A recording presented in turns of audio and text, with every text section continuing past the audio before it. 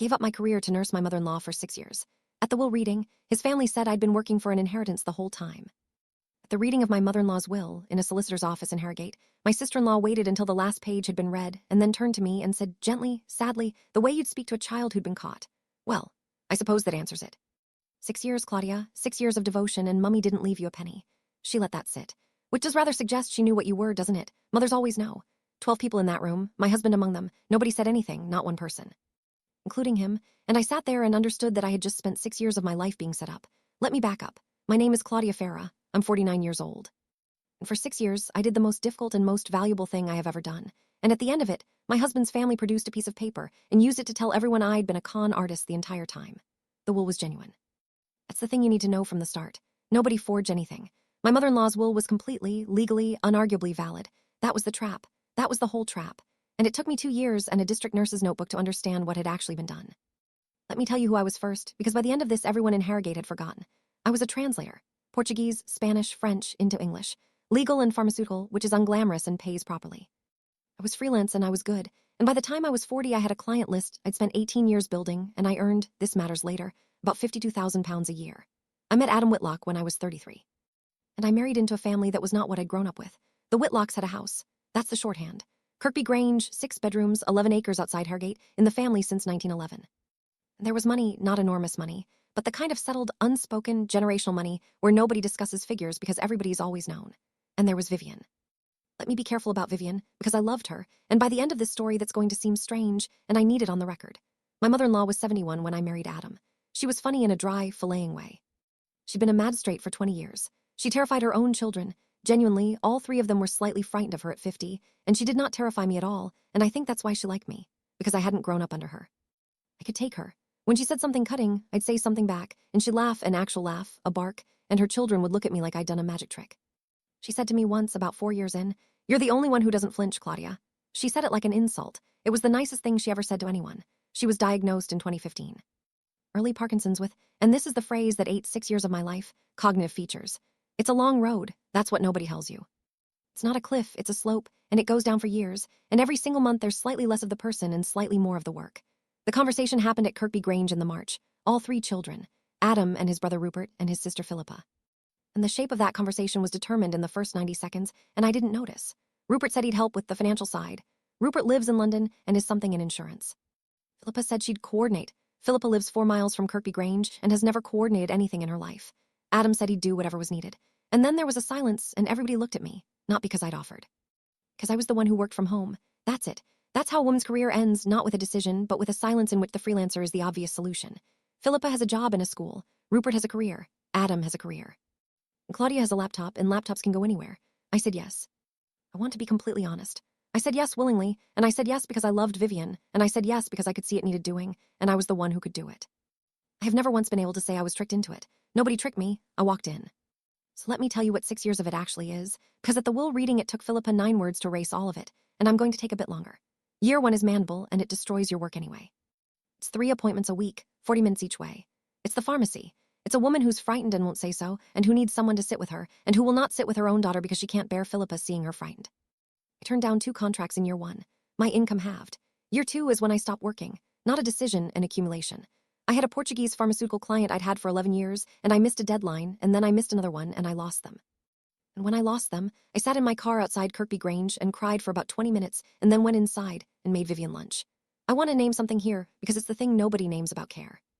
It is invisible to everyone who isn't doing it, and it is total to the person doing it. Rupert would ring on a Sunday and ask, "How's Mum doing?" And I'd say, "She's had a rough week," and he'd say, "Poor Mummy," and that was Rupert's week of carrying that phone call, and he genuinely believed he was involved. Year 3 is bodies. That's when it stops being appointments and starts being physical. Lifting, toileting. Washing your husband's mother, who was a magistrate for 20 years, who is fully aware of what's happening, who apologizes to you at 7 in the morning, while you clean her, and who cries about it, and who then makes a joke about it because she's Vivian. And the joke is worse than the crying. Year 4 is when the cognitive features arrive properly, and it's when I paid for the first live-in support out of my own savings. I need to explain that, because it's the single most important fact in this entire story, and it's the one the family spent 2 years pretending not to know.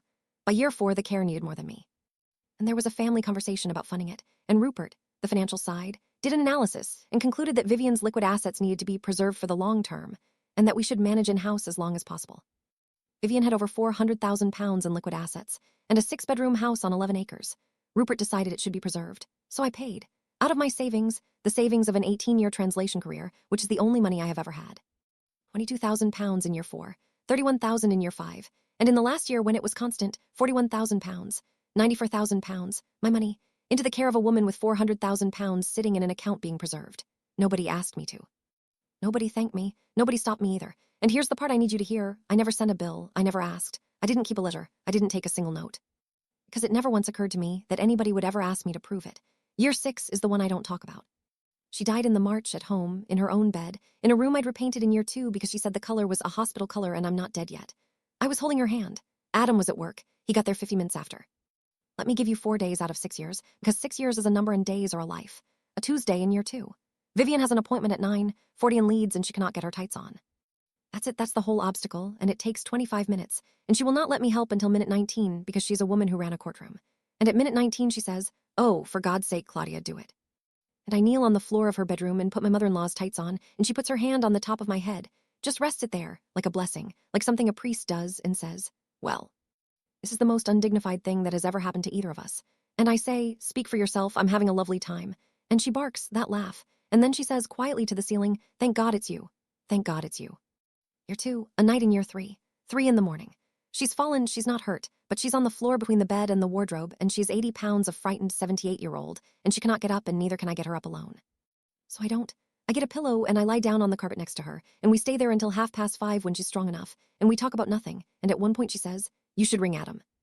And I say, "It's 3 in the morning." And she says, "And I've thought about this for years," she says, "Yes, he'd come, wouldn't he?" Not a question quite, not a statement, something in between from a woman who knew her own son.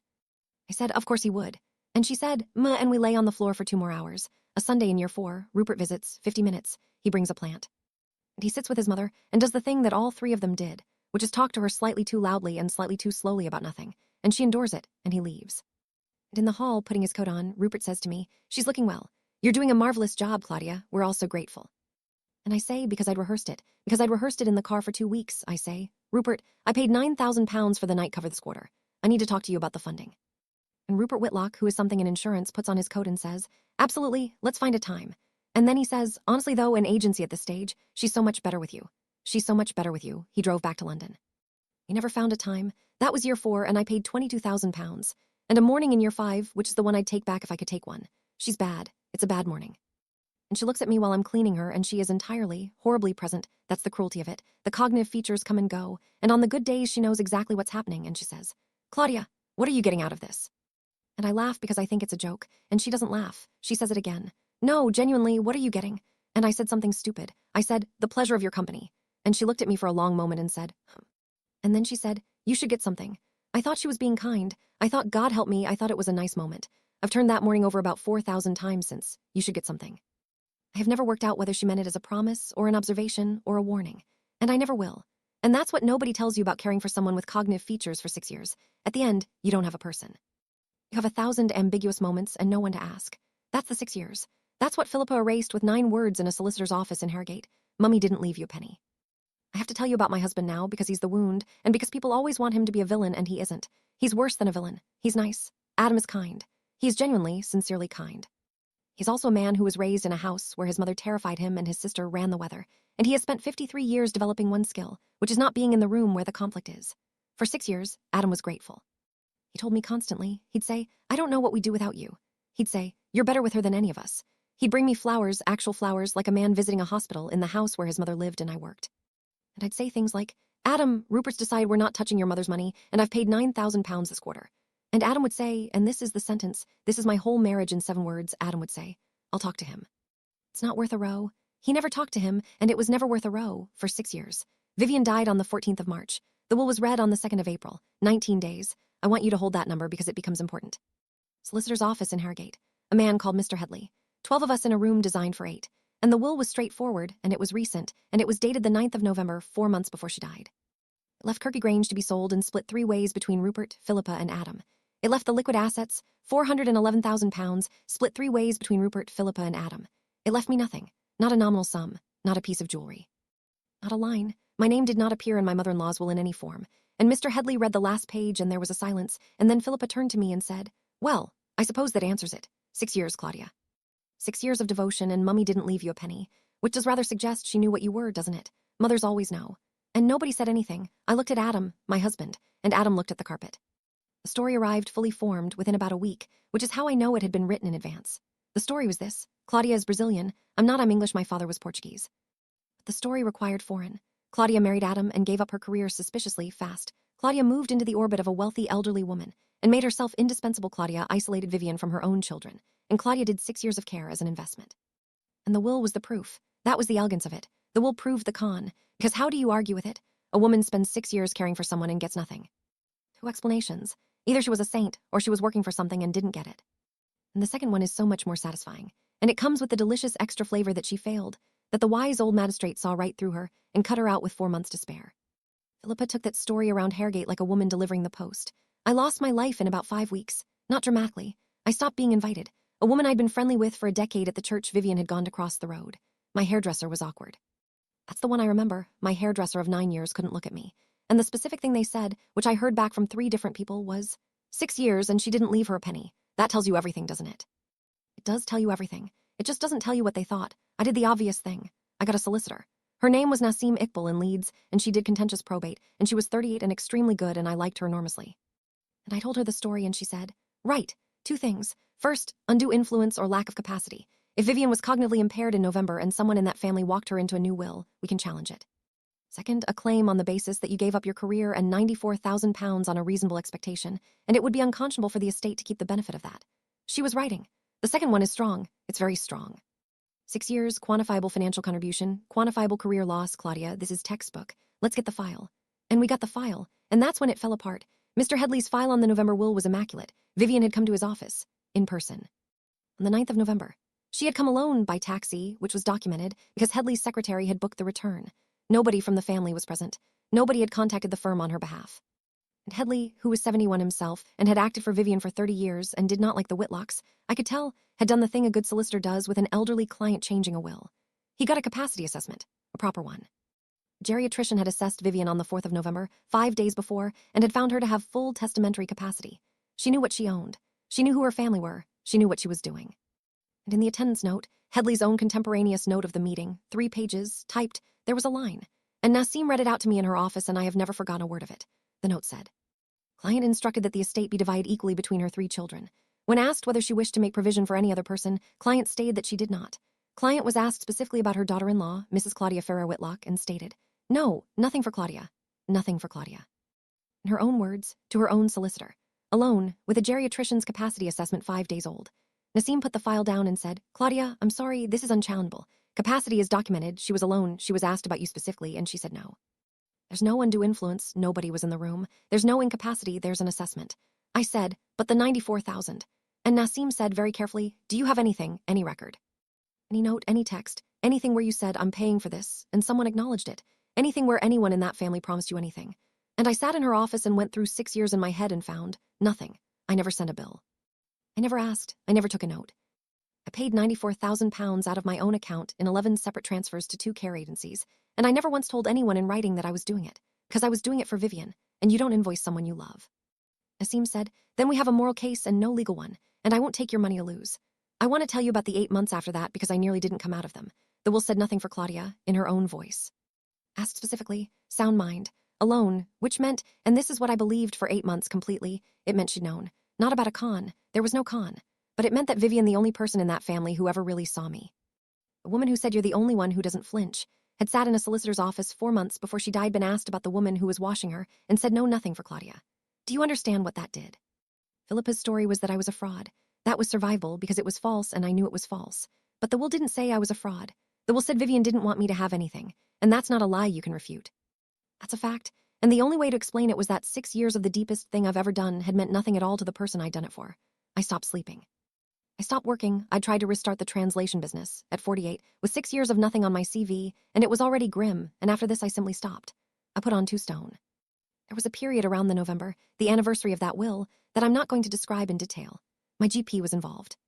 Let me tell you what those 8 months were actually like, because I think it's the part people going through this most need to hear, and nobody says it. The cruelty wasn't the money. I keep saying that, and I mean it more each time. The cruelty was that they'd made me doubt the 6 years themselves.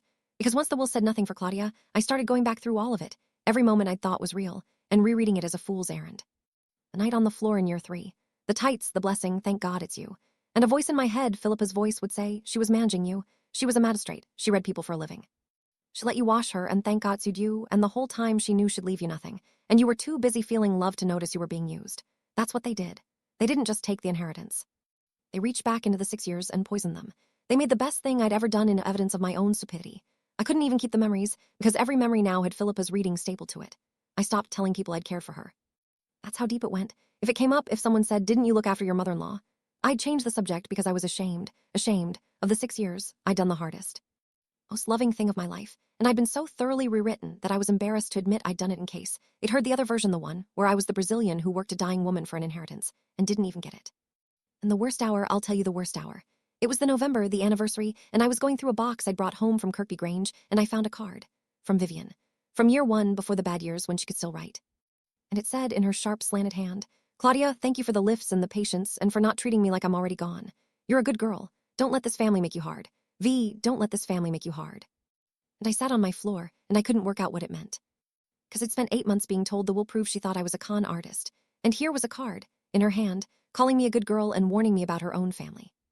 And I couldn't hold the two things together, and it nearly broke me because I thought, one of these is a lie, and I don't know which, and the only person who could tell me is dead. I know now. The card was true, and the will was a UTI. But I didn't know then, and not knowing whether the woman I'd loved and buried had actually seen me or actually seen through me, that's the thing that put my GP in the picture. Not the money. Never the money. The not knowing who I'd been to her. And Adam in that 8 months said, I know it's hard, but Mum's gone and it's her money and it's what she wanted and Philippa's just grieving. And I'll talk to her, it's not worth a row. And once he said, look, Claude, you did it because you wanted to, didn't you? Not for the money. Not for the money, my husband asked me that. After I'd paid £94,000 of my own savings to look after his mother because his brother wanted to preserve her assets. He wasn't being cruel. That's what I can't get anyone to understand. He was being reasonable. He was trying to help me feel better by reminding me of my own goodness. He genuinely could not see the shape of what he'd said. Here's what restarted it, and it was not courage and it was not cleverness. It was a Christmas card. December, 8 months after the will. A card came to our house addressed to me, not to us, from a name I hadn't thought about in months, Fenella Adainka. Fenella was the district nurse. She'd come to Kirkby Grange twice a week for 4 years. She was about 60, Nigerian, unhurried, and she and I had spent probably 300 hours in the same house doing unglamorous things to a dying woman. And the card said, in careful handwriting, Dear Claudia, I heard about Mrs. Whitlock and I'm so sorry. I have thought of you often. That woman was lucky to have you, and I don't think anyone ever said so. If you ever want a cup of tea, I am in Starbuck. Fenella, I don't think anyone ever said so.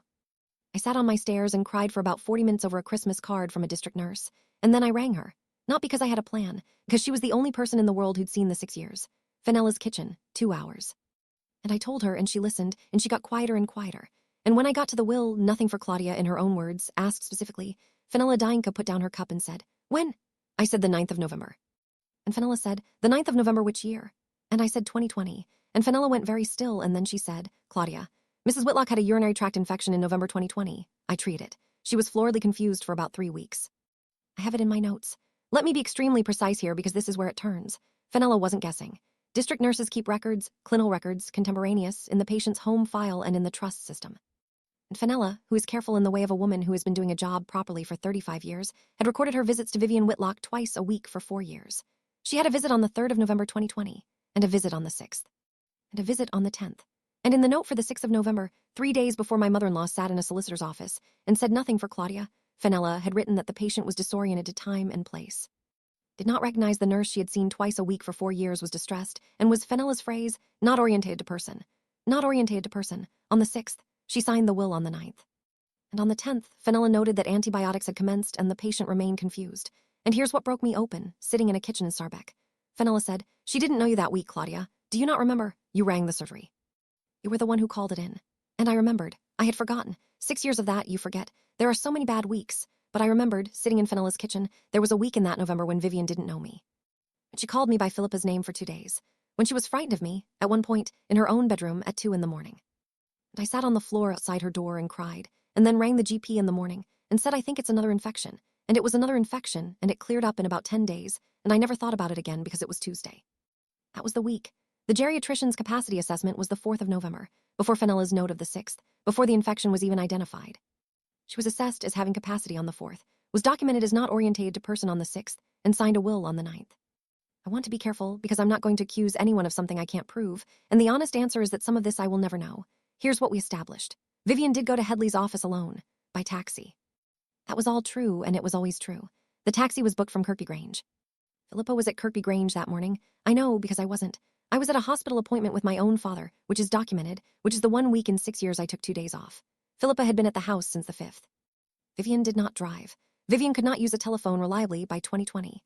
Vivian did not make her own appointments and had not for 2 years. Somebody made that appointment, and somebody put a confused woman in a taxi on the 9th of November. And somebody had been alone in a house with her for 4 days beforehand, while she was, in a district nurse's contemporaneous clinical record, not orientated to person.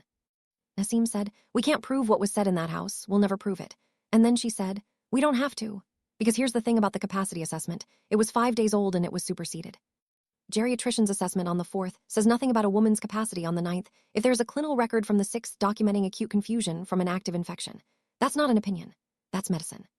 Delirium from a UTI in an elderly woman with existing cognitive impairment is one of the best documented phenomena in geriatrics. It's the thing that fills the wards, and it fluctuates hour to hour. Which is exactly how a woman can be lucid enough to get into a taxi and articulate enough to say a sentence to a solicitor, and not in any meaningful legal sense have testamentary capacity. Headley hadn't done anything wrong. He'd got an assessment. He just hadn't known about the infection because nobody told him, because the only 2 people who knew were a district nurse who wasn't asked and a daughter-in-law who was at a hospital with her father. Nassim said, "Claudia, we're going to challenge the will." It didn't happen in a court. I want to be honest about that because I know that's what everyone wants. It happened in a mediation, in a room in Leeds, 11 months later, because that's what actually happens. But before the mediation, there was a moment I'd give anything to have on film. Nassim sent the letter of claim, with Fenella's clinical records attached, to the estate solicitors. And there was a process, and there was a response, and in the response was a line that told me everything about what had actually happened in that house in November 2020. The response said that the family were not aware of any infection. Not, there was no infection. Not, the nurse is wrong, we were not aware. Philippa had been in that house from the 5th, and her answer under professional scrutiny wasn't a denial. It was I didn't know. Nassim read it out and then looked at me and said, quietly, "That's not a defense. That's a plea in mitigation. The mediation, Rupert Philippa Adam, lawyers." And Philippa, who had told Harrogate for 2 years that I'd been a con artist, sat across a table and was presented with a district nurse's contemporaneous clinical record, showing that her mother was not orientated to person 3 days before signing a will that Philippa had. "In every meaningful sense arranged," she said. "Mummy was perfectly clear when she got in that taxi." And Nassim said, "How do you know what she was like when she got in the taxi, Mrs. Draycott? You've told us in writing that you weren't aware of anything that week." Philippa didn't answer, and I said the only thing I said in the whole mediation. I'd promised Nassim I'd stay quiet, and I broke it once. I said, "Pip, where was I on the 9th of November?" She said she had no idea, and I said, "No. You don't, because you never asked in 6 years where I was on any day. I was at Harrogate District Hospital with my father, who has emphysema, and it was the only time in 6 years I left your mother for 2 days, and I arranged the cover myself, and I paid for it myself. I put the transfer receipt on the table, one of 11. £480, so that I could take my own father to a hospital appointment for 1 day out of 6 years. And the week I was gone is the week your mother signed a will in a taxi you booked. Nobody said anything. Then Adam, my husband, said, 'Pip, did you take her to Headley's?' First time. 6 years and 2 years, and my husband asked one direct question in a room with lawyers in it. And Philippa looked at her brother and said, 'Somebody had to sort it out. She wasn't going to do it herself, and Claudia was in that house every day, Adam.' Every day? What were we supposed to do, wait and see what she talked her into? There it is, that's the sentence. It's the whole 2 years, and the whole con and the whole Harrogate Whisper campaign, in one line, said out loud in a mediation room by a woman who'd finally stopped being able to hold it in. They didn't think I'd manipulated Vivian. They were afraid I hadn't needed to. It settled? Of course it settled. Everything settles. The estate paid me. Not everything. Not the third I'd have got if we'd run the challenge to trial, and one and the earlier will had been reinstated, and there was an earlier will from 2016, which left me a quarter of the liquid assets, and which the family never mentioned, and which Headley had in his file the entire time. Nassim found it in week 2. Nobody had ever told me it existed. Vivian had provided for me in 2016. And nobody disputes she was well. I got a settlement. Meaningful, life-changing for me, less than the 2016 will would have given me, and I signed it because I was 50 and I'd been fighting for 2 years, and Nassim said take it, and she was right. Adam and I separated 4 months later. I want to explain why, because it wasn't the will and it wasn't Philippa. It was that I asked him, one night, why he hadn't said anything at the will reading, when Philippa said mothers always know. 12 people in a room, and my husband looked at the carpet. And Adam said, and he was crying, he was genuinely distressed, he was not a monster, he said. Because it would have caused a scene, and Mum had just died, and I didn't have it in me. And you're so strong, Claude. You've always been so strong. I thought you'd be all right. I thought you'd be all right. That's a whole marriage. He'd watched me pay for it, do it, carry it, and be publicly called a con artist over her coffin, and his read on the situation was that I'd be all right. Because I'm strong, because I don't flinch. The exact quality his mother had loved me for, and it had become the reason nobody ever had to help me. He's not a bad man. He's a man who spent 53 years learning that the person who doesn't flinch is the person you can leave standing there. He's got the money now, his third of Kirkby Grange. He offered me some of it afterwards, and I said no, and I meant it, and it's the proudest thing I've done. Fenella and I have lunch once a month. She retired last year. I asked her once why she sent the Christmas card. She said, because nobody thanked you. 4 years I came to that house, and I watched you do everything, and I watched that family come at Christmas, and I never once heard anybody say thank you to you. Not once. She shrugged. I thought somebody should. A district nurse from Starbeck. I never once thought of as anything other than the lady who came on Tuesdays and Fridays, put a card through my door because nobody had thanked me. And that card is the entire reason I am not today. A 50-year-old woman in Harrogate who everybody knows tried to con a dying magistrate. I asked her, too, what she'd have done if I'd never rung. She said, nothing. What could I do? I'm the district nurse. She looked at me. I have my notes. Nobody ever asks for my notes. I'm working again. Not translation, the 18 years are gone. That market moved on and I'm 50. I do something else now and it's fine and it's less than I was. And here's the thing I've had to make peace with, and I still haven't quite. I don't regret the 6 years. That's the answer nobody wants. I've had 2 years and a lot of therapy, and the truth is that I would do it again. I'd wash her again. I'd sit with her again at 2 in the morning when she was frightened. I'd pay again. What I regret, the only thing, is that I never wrote anything down. Because that's the whole story in the end. Asim said it in her office on the worst day. Do you have anything? And I didn't. 6 years, £94,000, a career, and I could not produce one piece of paper because I was doing it out of love, and you don't invoice someone you love. And they knew that. That's what I finally understood. They were counting on the fact that love doesn't keep receipts. Philippa kept receipts. Rupert kept a spreadsheet. Every one of them documented every phone call they made to their dying mother. And I, who was actually there, had nothing, because I wasn't billing a case. I was billing a life for a woman who was losing hers. The only reason I'm not finished is that a district nurse in Starbeck writes proper notes, and has done for 35 years, and nobody ever asks her for them. Vivian said I was the only one who didn't flinch. She was right. And it cost me 6 years, my career, my marriage, and £94,000, because in the end, in that family, not flinching was simply read as, she'll be all right. She's strong.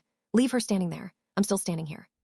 But I'd like the record to show, since Philippa was so keen on the record. It was never for the money. I have the receipts now. 11 transfers. £94,000. Out, not in, that's what the file shows, that's what it always showed. Nobody ever asked to see it.